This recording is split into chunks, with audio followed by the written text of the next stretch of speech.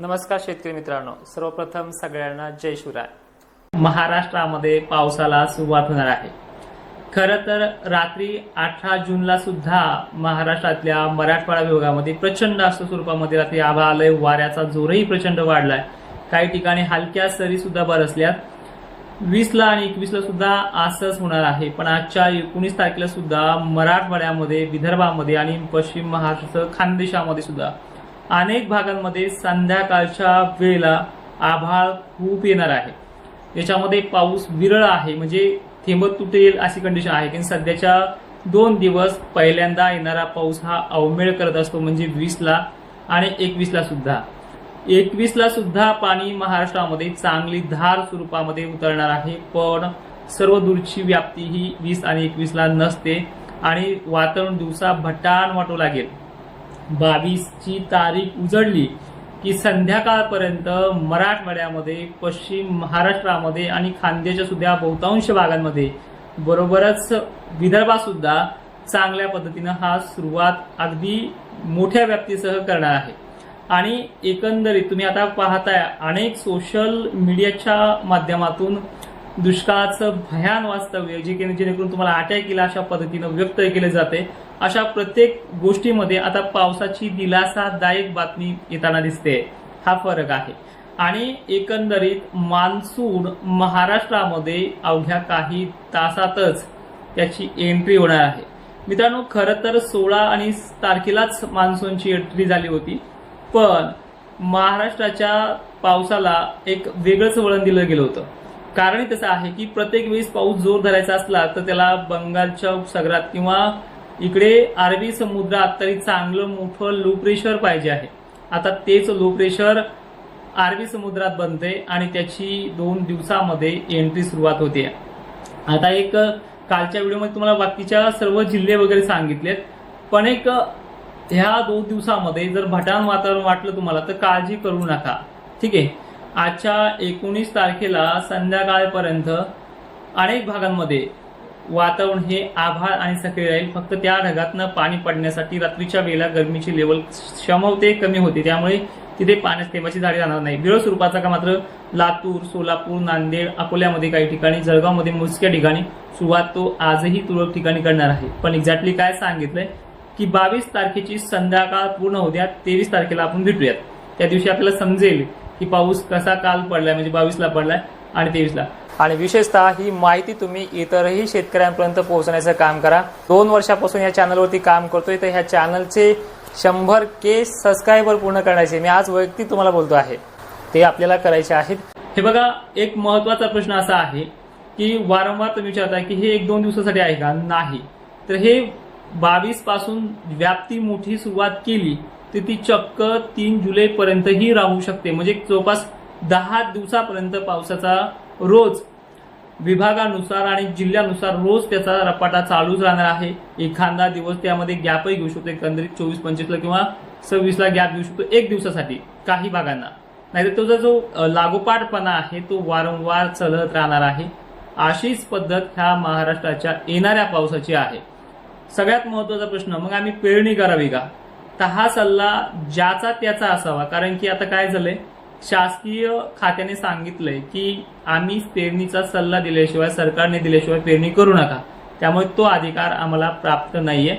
Social मीडियाच्या माध्यमातून जे काही मॉडेलचा, जागतिक टॉप मॉडेलचा अभ्यास करून जे काही एक्सप्लेनेशन आम्ही करतोय त्यावरती आम्ही तुम्हाला मार्गदर्शन आणि धीर देण्याचं काम करतोय, बाकी इथपर्यंत आहे। कारण की आता हा जो काही पाऊस येणार आहे 22ला आणि 23ला अनेक ठिकाणी मोठ्या स्वरूपाचा सुद्धा असणार आहे, खूप मोठा असणार आहे काही ठिकाणी। त्याचं विश्लेषण मी आता आल्यानंतर तुम्हाला सांगेल किती मोठा होता, पण त्याच्यामध्ये तुमचा लावलेला धुरळ पेरणीचा कापूस किंवा सोयाबीन ही दबू शकते। अशी परिस्थिती मराठवाड्यामध्ये, पश्चिम महाराष्ट्राच्या काही मोजक्या भागांना होऊ शकते आणि तिथल्याच दबलेलं नुकसान पुन्हा आमच्या माती लावतात, त्यामुळे तिथे तुम्हाला पेरणीचा सल्ला तुमच्या मनाने असावा। पेरणीचे सल्ले जवळपास इथून पुढे देणं बंदच आहे। सगळ्यात महत्वाचे अजून एक सांगतो की बऱ्याच शेतकऱ्यांना माझे अंदाज आवडतात, पण ते लाईकच्या माध्यमातून कळतं की 2000 शेतकऱ्यांना ते आवडतात। तर तुम्हाला माझे अंदाज आवडत असतील तर लाईक करा, कारण की बऱ्याच शेतकऱ्यांपर्यंत ते मेसेज पोहोचतो।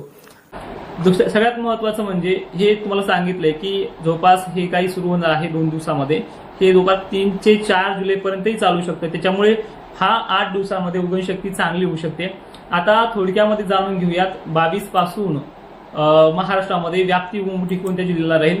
तर लक्षात घ्या, सगळ्यात जबरदस्त व्याप्ती जी आहे ती अहिल्यानगर, संभाजीनगर, जालना, बीड जिल्ह्याला सुद्धा चांगली व्याप्ती राहणार आहे. रात्री उशिरापर्यंत हा पाऊस दाखल होईल. त्यामध्ये परभणीला व्याप्ती चांगली आहे, भोकरदन, जाफराबादला व्याप्ती चांगली आहे, धुळे जळगावला भाग बदलत पद्धतीने पण व्याप्ती बरी आहे, नाशिक जिल्ह्यातही व्याप्ती बरी आहे, गावखेडे तर सुटणारेच आहेत पहिल्या 1-2 दिवसामध्ये. त्यानंतर पुण्याला काही ठिकाणी चांगला आहे, कोकण किनारपट्टीला तर जवळपास 70-80-90% व्याप्ती आहे, कारण की हा कोकणातच दाखणार आहे. मुंबईला तर अतिशय भयंकर परिस्थिती उद्भवू शकतो हा 22 तारखेला. त्यानंतर बीड जिल्ह्यात चांगली व्याप्ती आहे, लातूरलाही मस्त आहे, हिंगोलीला व्याप्ती चांगली आहे, अकोला, वाशिमला बऱ्यापैकी व्याप्ती आहे. आणि 22 तारखेची व्याप्ती जालना जिल्हा, छत्रपती संभाजीनगर आणि अहिल्यानगरचे अनेक तालुके घेणार आहे बीडसह. तर त्याचबरोबर बुलढाणा जिल्ह्यात सुद्धा व्याप्ती बरी आहे, जळगावला सुद्धा काही भागांना दक्षिण साईडला जे संभाजीनगरकडे मोडतात यांना व्याप्ती बरी आहे, सोलापूरला सुद्धा बरी आहे. अशा ह्याचं स्वरूप आहे.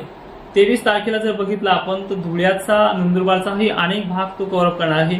नाशिकमध्ये सुद्धा व्याप्ती खूप चांगली आहे दुसऱ्या दिवशी सुद्धा, म्हणजे 22 आणि 23ला सुद्धा. तर पश्चिम महाराष्ट्राला, मराठवाडा, विदर्भात तर व्याप्ती खूप आहे. आणि इथे वाऱ्याची जी काही तीव्रता आहे तुम्हाला त्या दिवशी मोठी वाटू लागेल.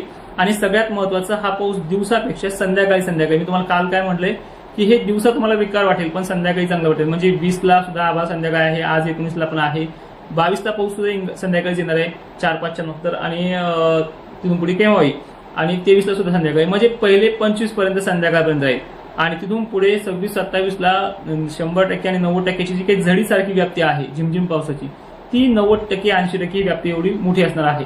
म्हणजे हे खूप दिवस चालणार आहे. त्यानंतर 23चा पाऊस जो आहे तो अमरावती, नागपूर, हिंगणघाट अशा अनेक भागांना आपली व्याप्ती पूर्ण करेल. पण याच्यामध्ये मध्य महाराष्ट्र जबरदस्त बॅटिंग याच्यामध्ये राहणार आहे. पश्चिम महाराष्ट्र, पुणे, कोल्हापूर सुद्धा 23ला संध्याकाळी असणार आहे. रत्नागिरी एरिया सुद्धा याच्यामध्ये आहे. लातूरला सलग 22-23ला सुद्धा आहे. आणि ह्या 2-3 दिवसांमध्ये सुद्धा यामध्ये पाण्याची क्षमता बरी आहे. हा व्हिडिओपेक्षा मी काल दिलेल्या व्हिडिओमध्ये जिल्हे व्यक्त केले आहेत, पण आजच्या या व्हिडिओमध्ये काही गोष्टी सांगायच्या तुम्हाला ते सांगितल्या आहेत.